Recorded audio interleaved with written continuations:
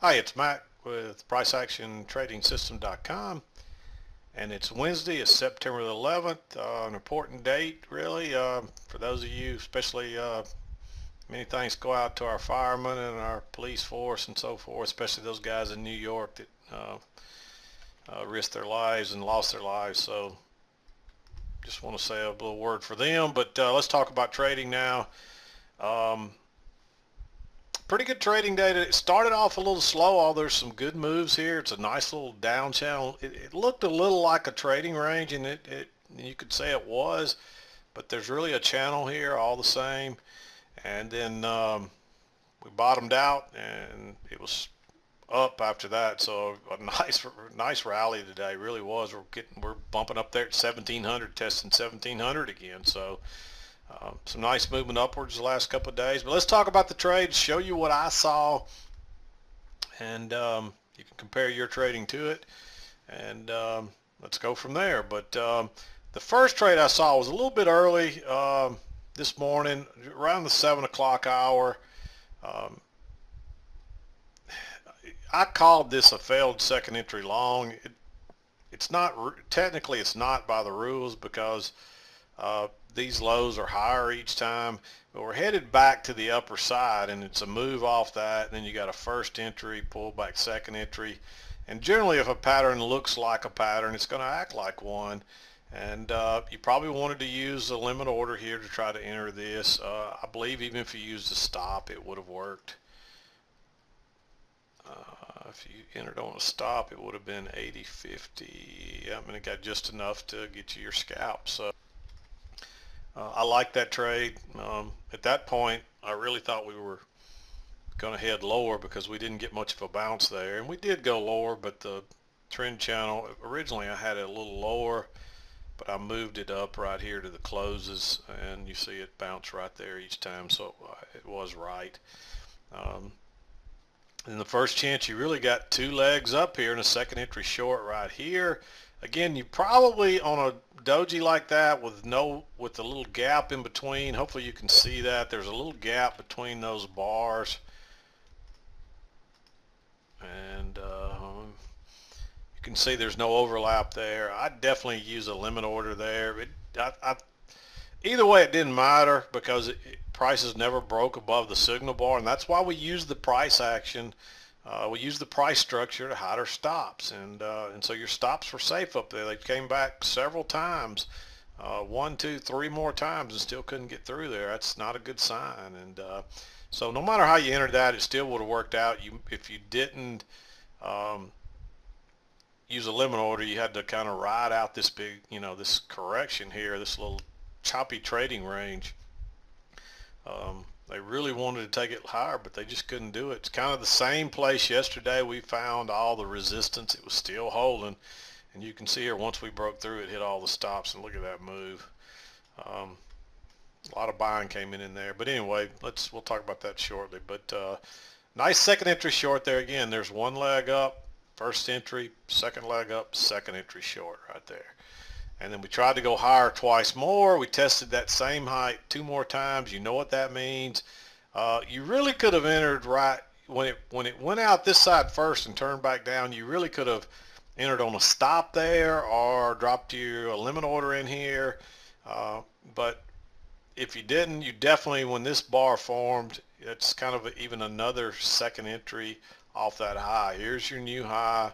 First entry, pull back, second entry. That's just the first leg, so a second leg. I call those second entries. That confuses people. All the time I get questions about that. But the whole idea behind second entries is you're looking for two legs.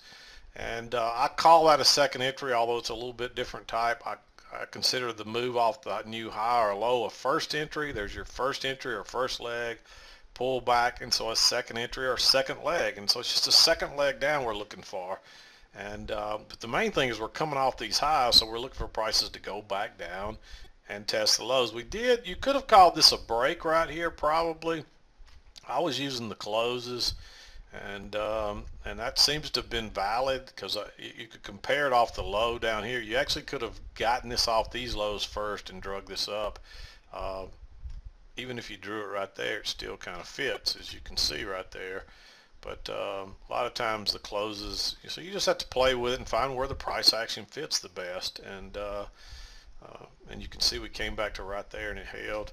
But anyway, I like this. This was a great place to get short, expecting it to at least test this, and maybe if the channel's right, it's coming all the way down, and of course it did go all the way down. And there's actually a failed second entry long there. I didn't mark that one, but we probably want to go ahead and mark that one. Let's go ahead and mark that trade, because that's a failed second entry long, because you can count each one of these highs as a new high as you want when they're matching like that. So you're coming down, then you got a chance to, it's really kind of more like a breakout pullback short. But you could enter here. I'd use I'd try a limit order, and you see it came back, and you could have got filled on a limit order, and it just drops right on down. I'm gonna make that one green. I was a little hesitant on that trade, and I already had 2 sets of runners, so I didn't take that one. But I think it's worth mentioning and taking if you weren't already in. And so if you count that, there's a first entry pullback, second entry, it failed. The big thing is kind of a breakout pullback out of this little congestion area. So that's just the pullback or another retest, and boom, off it goes. And then you get a second entry short right here on this bar. Here's your signal bar. Notice that you got a new low. You're coming up. First entry is that breakdown there, and then you get a second leg up, and then a second entry short right there below that one. That's a perfect setup. You can use a stop on that one. You could have come back and got filled probably on limit order, but I don't want a bar that bearish. I'm not going to play around with it. You hop in there, they come right back, get the break even stops. You really had a second entry short right there, but we've already kind of got a possible break. It's real close to this low. So I liked waiting on it right here, and then there's a failed second entry long. Notice that you got a new high right here. It's higher than this high.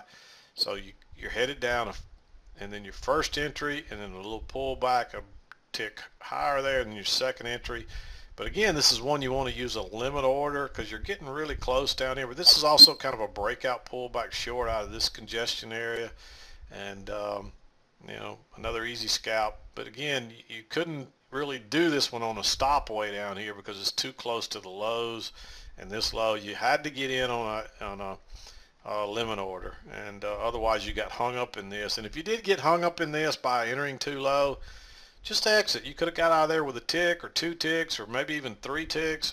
Definitely no worse than break even. So when it starts overlapping down there like that and bouncing off this a couple of times, just take what it'll give you and get out of it. And it's obvious now after the fact. It was not so obvious until you had this failed second entry short, but there's no reason to go short right there because you're not back up here. This is where all the magic is for the most part. And you're coming off the lows here, so you're not back here yet, so you're not really looking for a short yet. And when you see the short trap, and that's just a 2-legged pullback right there, notice that you got a double bottom. You got a new high right here. You move down, you come back, and you move down again. So that's a 2-legged move. It's a failed second entry short. Here's your new low. First entry, pull back, second entry. There's no good setup. Look at all the stems, they overlap, the doji. No reason to go short there because you hadn't gotten back up here where you're expecting a good entry. And the reason we took these in the middle in here is because we weren't. This one was a little more suspect there, but most of these we were not back down to the trend line. What you were looking for is prices to undulate from one side to the other. And so once you've touched one side, you're not looking for an entry really until you get to the other side. And so there's no reason to take a short there really. And it's just not a very good setup. And so if you saw the trap, you can go long there, and you don't know it's going to do that, but there's enough room to get out before here, and you might have gotten shaken out here like I did. And I did circle this in green. It's a little more aggressive. You aren't really sure if the trend channel's not up there, and it may be up there, but you still kind of got a little break there, and you don't always get a break I mean a new retest of the low, because a lot of people were probably looking at this like a trading range, but it's really a channel there. But I think it's on the closes right there, like that, maybe even like that right there. And you can see you get more touches there, and then we broke above it, we came back and tested it, and then boom. But nice trap, short trap right there. And then when we tried to go lower right there, now you've got kind of a two-legged measured, it's not quite a measured move, but you got this going up here, and it pulls back, and you got a first entry, and it didn't really break lower, but you got a lower high, and then it broke higher. There's a second entry right there. I like that, and look at that thing go. They just really trapped everybody right there. And you might have hesitated on this because it hadn't come back to the EMA. You might have been looking for a retest, but there's definitely no shorts in there. But I like that on a second entry long right there, and boom, it was off to the races. And it's, when you get it, you don't know that it's going to do that, but you enter, and that's what happens, and that's why we keep runners. And then there's really a two-legged move back to the EMA right here, but we've been so far away from the EMA, and these are really two. Let me just show you this here. You got that move up, that's one leg, and then you got that move up. Really, if you measure it from the low, it's probably a perfect measured move. There's leg one, and there's leg two, and you look at that, and that's exactly where we went to. And that's what I would have been looking for a target, right up in there. And usually I'll put my exit a tick or two lower there, just to make sure in case it doesn't get there. And you don't want it to bump against your order and not get filled, and then just start reversing on you. But there's really a two-legged move back there. There's no good setup. I just didn't like that one. But then you get a second entry long right here. Notice this, you're pulling back first entry, pull back second entry long, right off the EMA, easy scalp. Again, I would have used a limit order here, or you should have used a limit order here, because you got a little bit of stem. And I always like to use the closes in it. Don't ask me why. Just from watching it, I've always noticed that's what it usually does. It'll come back to about where the close is and maybe tick one tick lower, and that's exactly what it did there, and then boom. Regardless, as long as you held on, there's really a second entry long here too, but I got a little nervous here when we didn't go but so high, and then we're pulling back, and we're not really back to the midline, or the median line is what I like to call that.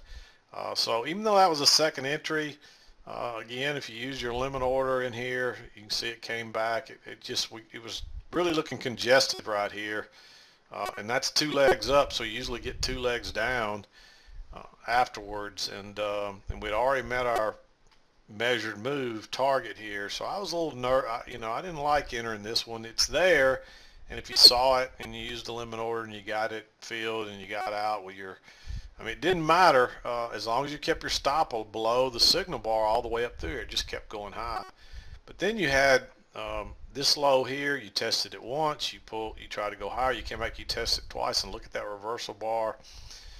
Just use a stop on that one, and off it goes. Because that's really from this double top. That's a first entry short, pull back second entry short, and then a third entry short. And they all failed, and the trend is definitely up now. Look at that EMA pointing up. So great place to get along there, and you really could have entered on any of those bars if you want. I actually entered on this bar with a limit order right here, so you could have entered there because you really got your two tries to go lower that already failed. Then I had to ride this out, but I still liked it to the upside. What I thought it was trying to do was come back and touch this line, and I may have the line off a little bit. It might be just a tad higher like that right there, and that probably is it. So it probably was the bounce off the line, and that's when it takes off, and that's generally when you do. And the market's too strong now. You don't want to be really counter trend trading. There are some shorts in here, but it's just not worth, I wouldn't be, I don't like taking counter trend trades because they fail too often. And I really think this is more like this. This is how I find the channels. It didn't look right off the top there, so I draw it off the bottom, drag it up, and it fits a little better right there. And that's the idea behind this, is to get your price action to fit between the lines.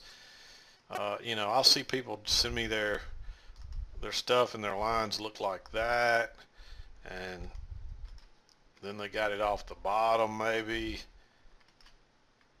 like so, and you know, you're getting touches there, but notice how the price action is not fitting in that little channel very well. The idea is to get your price action fitting in the channel, and you can see that this channel fits really well right here, and you got an upper side to it and a lower side, and we've been seeing a lot of it, and there's probably a mid line even in this one. Let's just copy that line and look, and you can see there is. It's bouncing off the tops and then it gets under the lows, and you know, that's the way it's been a lot lately. So and that was the last trade. That was after lunch today. I've been really busy, so again, I'm doing this late this evening. I'm just trying to catch up from being gone. But yeah, don't counter trend these things. Just wait for it to get back down here and look at that move. Where do the moves always happen? The magic, I call it, is off of these trend lines. Look where the best moves came today, off the upper trend line. And then going up, where are the best moves? Off of this trend line. And then one off the median line right there. Two of them off the median line maybe. So that's where your best moves will come from. But really, you know, you didn't have to enter here. You should have already been in maybe from down here. And you might have even looked at that as a breakout pullback that failed and went higher. And on your chart, you might have got a tick lower. It could have been a good trap. So then it's you know, looking at a bigger picture again, I looked at this similar to a failed second entry short here is the way I looked at it, because this is like leg one, then your little two-leg correction, then leg two, and so your second chance to go lower on a bigger picture, it probably is a failed, you know, this probably is a failed second entry short right here. I'm hesitant to say that because I'll get a million questions of what am I talking about, so just ignore that comment. That's a little too, that's probably a little bit too advanced for most of you. But you know, what you need to learn to do, just to explain it to you real quickly, is that you don't want to look at multiple charts. You can learn to see everything on this chart right here. You can tell the volume, you can tell the volatility. You don't need all that stuff. Of course, if you put all the crutches on here, you're never going to learn to see it. And it doesn't happen overnight. It takes time. It takes time, study, and hard work. But eventually you will be able to see everything you need to see on this chart right here. You won't need the other tools that you know you think you need. You know, I'm getting a lot of questions about volume lately. Well, you can tell the volume by the number of bars on a tick chart. You don't need volume down here at the bottom to know what your volume looks like. You can tell your volatility. I mean, that's volatile right there. You know, something moved it right there, a news item or whatever. And same thing right here, you know, it got volatile right there and took off. And, you know, right here it's pretty volatile coming down. So, you know, we don't even care. The only thing you want to know is when the news is coming out, you know, you got to be hesitant. You know, I'm of the opinion that until you get really good at the price action, you know, just know when there's some big news item is coming out and stay clear of it. But if you understand how to read the price action, those are some of the best moves. And generally you watch, the price action still works. It just happens so much faster. And you can't be like a deer in the headlights and get stuck there trying to decide what to do. You got to know what to do. You got to enter, and you know, and you exit real quick on those usually. And your runners take off like wildfire on those kind of trades. So they're really good opportunities. But if you don't have the experience and you can't read the price action that quick, just sit tight and wait for the volatility. Somebody actually asked me that question today. You know, when you start to see these big bars and it gets real fast and volatile, you know, they don't know what to do. Well, I always tell people, if you are unsure what's going on the chart, if you're uncomfortable with the way the chart's acting, or if you just don't really have an idea what's going on, just sit tight, be patient, because in a little while it'll come back to you and you will figure out what's going on. Because if you just enter if you're taking trades and you don't know what's going on the chart, you're gambling. If you're gambling, you're probably going to lose. We don't want to be gamblers. We want to trade trades where the odds are stacked highly in our favor. And where are those? I tell you all the time, where are those trades? They're off of these trend lines. They're off of the strong support and resistance. And that's in these strong trend lines, and these trend lines, they're support and resistance. They're just slanted. And that's where all the magic happens. So that's, and look at this trade right here. You got a new low, a first entry short, and then there's that little hesitation, a second entry short. Wow, if I was still trading right there, it's really late in the day, but if this was during the regular day, I'd have had my stop sitting right there. Look at that thing go. That's a trade of the day right there, but it's, late. Normally I won't take a trade that late, and I'm not even looking at the chart usually by then. So, but you'll see moves like that sometimes in the last 15 minutes or whatever. For whatever reason, somebody was wanting to buy this thing before the close, and they were wanting to buy it bad. So does that mean we're going to go higher tomorrow? Maybe, I don't know. But for some reason, somebody wanted to buy this thing really badly late in the day. And that's, was it because they saw some good news, got some insider information? It doesn't matter. The patterns are there. And all you got to be able to do is read the price action. It doesn't matter why I did it. You just get on and go with it.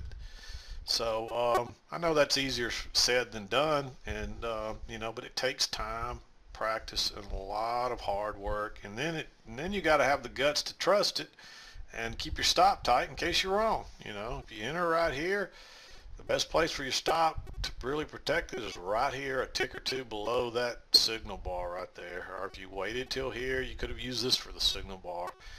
But or if you waited for this one, I probably would have still used this as a signal bar as long as it was in my 2 points. So, but anyway, I've been on my soapbox this afternoon. I apologize, but some good trading today. Really was. Lots of good moves. Just some crazy things going on out there. News popping here and there, and it may be that way for a little while. So just be prepared. And again, the price action works regardless of what the news is, whether it's good, bad, or whatever. The price action always works, and so remember that. But anyway, I'm going to wrap it up. This is Mac with PriceActionTradingSystem.com, and we'll see you next time.